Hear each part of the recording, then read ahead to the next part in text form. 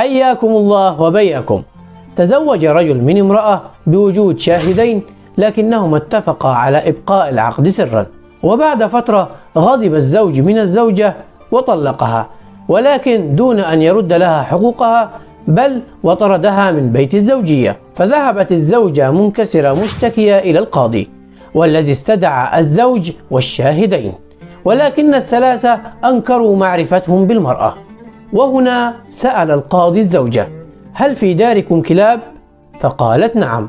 فأمر القاضي مساعديه: خذوها إلى كلاب الدار، إن نبحت عليها فالمرأة تكذب، وإن رحبت بها فهي صاحبة الدار. وبالفعل رحبت الكلاب بالزوجة دون نباح، فعوقب الزوج والشاهدين عقوبة مشددة أرادها القاضي في قرية أصبحت كلابها أصدق من رجالها. أما والله إن